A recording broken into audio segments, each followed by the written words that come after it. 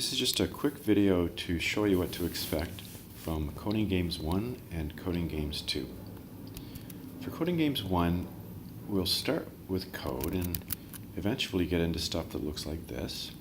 But we'll start out with a great online way to learn coding called Code High School.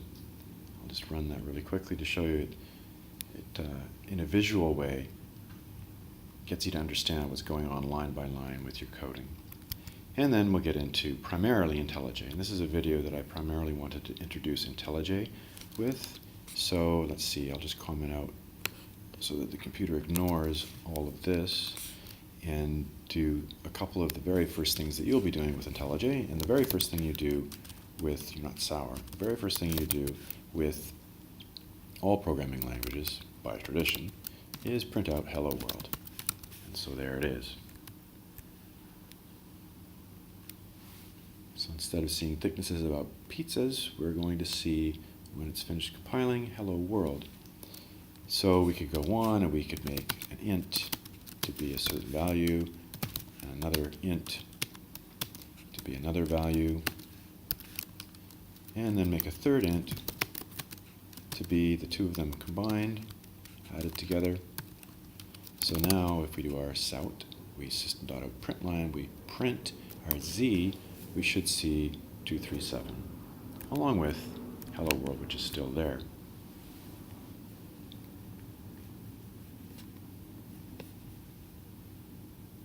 There it is.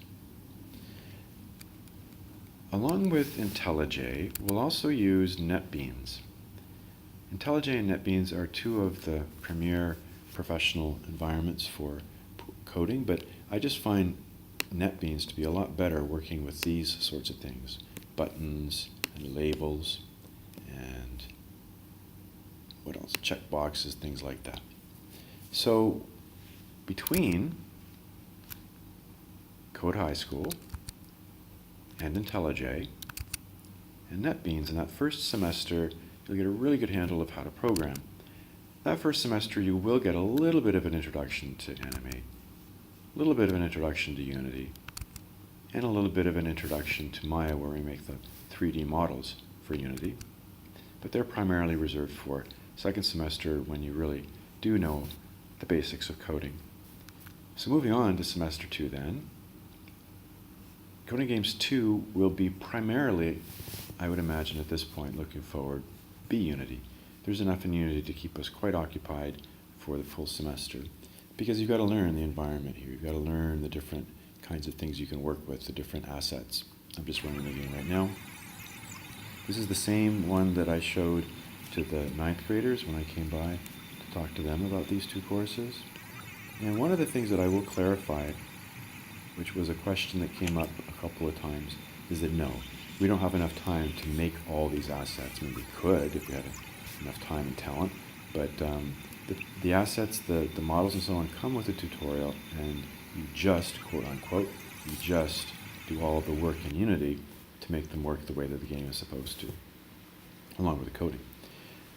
I should show you the coding actually really quickly. I don't have that open, but MonoDevelop is the environment in which we code for Unity. So we'll just give that a moment to launch. And you'll see code which looks similar to this. And it looks, yeah, so this was the code for handling the spaceship collision, where the player collided with the spaceship and the spaceship flew away. And then the other thing, I better show you this too, that we will get into Maya a little bit for editing the assets that come with the tutorials. And then the last thing I'll show you, like I showed the 9th graders, was Flappy Bird. Animate is my preferred application for doing phone apps.